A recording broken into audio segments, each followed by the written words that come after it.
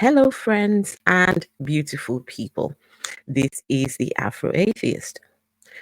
Today, we're going to be talking about one of the latest things happening in the UK. A young person and their family took a school to court for not allowing them to be able to pray in school. A Muslim girl wanting a place to pray and to have their, because I think in Islam they have 5 prayers on a daily basis. The God of Islam expects Muslims to pray all this many times. And so this girl, I'm not sure if it is a girl or a boy, it doesn't say, but this person is a Muslim and is in a secular school, and it is one of the strictest schools in the UK, one of the strictest. Now, this person in the school decides, I want a space for me to be able to pray. We want a prayer room. We want to be able to do this. We want to be able to do that. The school said, no, we are a secular school. This student and the family took the school to court. So let's have a look.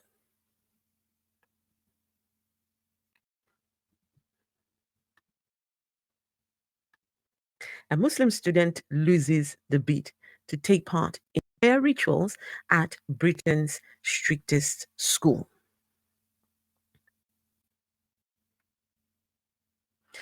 A head teacher, famous for her strict discipline, has hailed a landmark High Court ruling which backed the school's right to ban prayer rituals in the playground.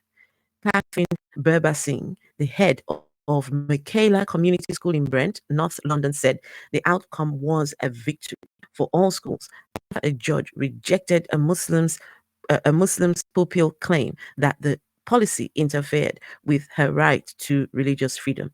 The pupil, who cannot be named, had claimed that the policy is discriminatory and uniquely affects her faith due to its ritualized nature. But in the 83-page ruling on Tuesday, after a 2-day hearing in January, Mr. Justice Linden dismissed the pupil's arguments and backed the school, which had argued its policy was justified after it faced death and bomb threats linked to religious observance on site. Ms. Birbalsingh, a former government social mobility SAR, co-founded the non-faith secondary state school with former Home Secretary Suella Braverman, said a school should be free to do what is right for the pupils it serves. The court's decision is therefore a victory for all schools. Guys, this young person wanted the right to be able to pray, to have a prayer room, and to do the Muslim prayers. The school said no. The Muslim community started sending death threats to the school. They started threatening to bomb the school because they're not allowing you to pray. It is a secular school. The school does not owe you anything. What you have is a belief, right? Nobody needs to bend over backwards to suit your belief. Your belief, it's yours. That's your belief. It's not the same for everyone. And so why would they be threatening to bomb the school? Why the death threats? And thankfully, the judge saw sense. The judge says, no, enough. We're not letting this happen. Schools should not be forced by one child and her mother to change its approach simply because they have decided they don't like something at the school. She added, you can read her statement here. The case will be seen as upholding the right of non-religious schools to make their own decision about whether to set aside time and space for pupils to pray. I mean, imagine during the school day, time to pray. You can pray in the morning before you get to school and pray after you leave school. Gillian Keenan, the Education Secretary, said the ruling in this case, which was estimated to cost the taxpayer at least £500,000, should give all school leaders confidence in making the right decision for their school. Secular campaigners, meanwhile, said the ruling serves as a reminder that claims of religious freedom do not trump all other considerations. The head suggested that the child's mother had helped write the statements, even though the woman allegedly intends to send her second child to the same school as well. These people are just troublemakers. These people are just troublemakers. How do you come to a school? You're a Muslim, you come to secular school, you bend over backwards to suit your own beliefs. Why don't you take your children to a Muslim school? There's a few of them about. Take them to Muslim schools. Now it's costing the taxpayers £500,000 for this case. This is what the head had to say about this. This is the statement by the head. A school should be free to do what is right for the pupil it serves. The court's decision is therefore a victory for all schools. Schools should not be forced by one child and her mother to change its approach simply because they have decided they don't like something at the school. At Michaela, we positively embrace small C conservative values, with millions of people, including so many of our families and pupils, also value. Those values enable extraordinary academic progress, but they also promote a way of living where gratitude, agency, and personal responsibility, refusal of identity politics, victimhood, love of country, hard work, kindness, a duty towards others, self sacrifice for the betterment of the whole are fundamental to who we are.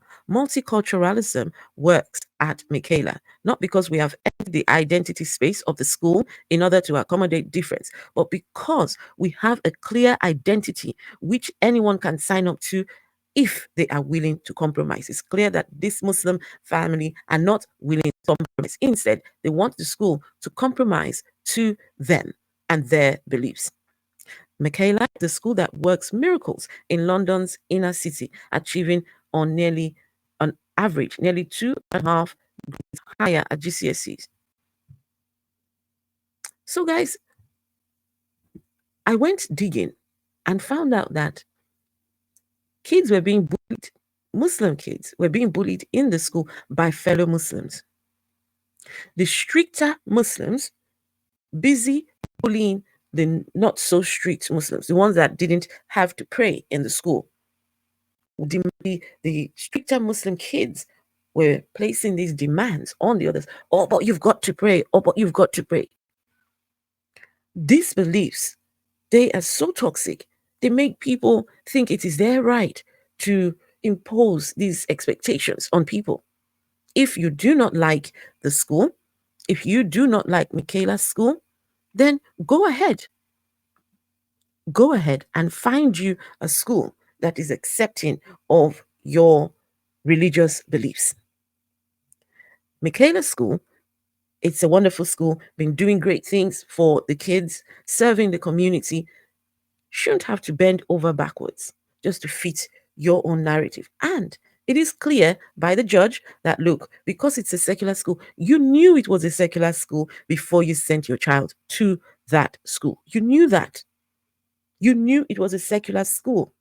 So why then would you expect the school now, because it's you?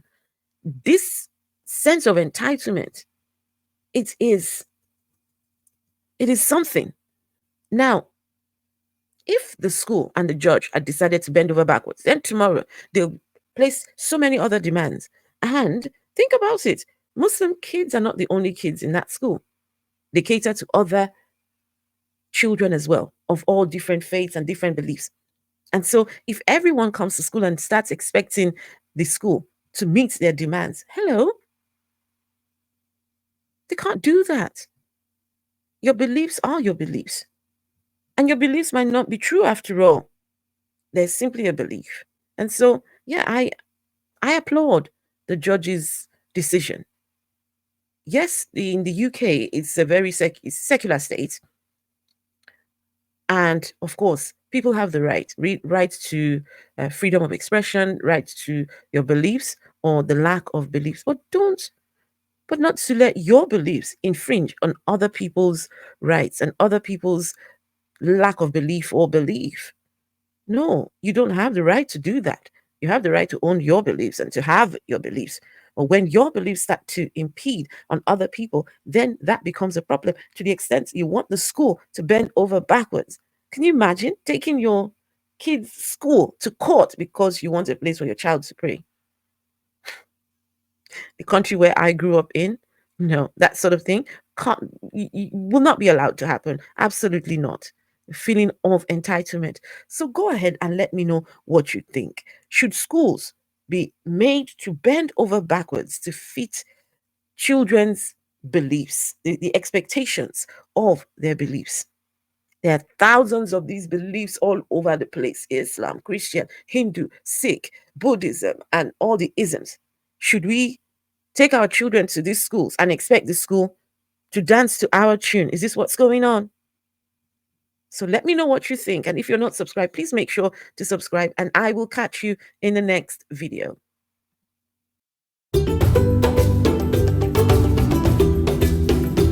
There's still sin in the world. Christians sin every single day. So what did Jesus sacrifice himself for?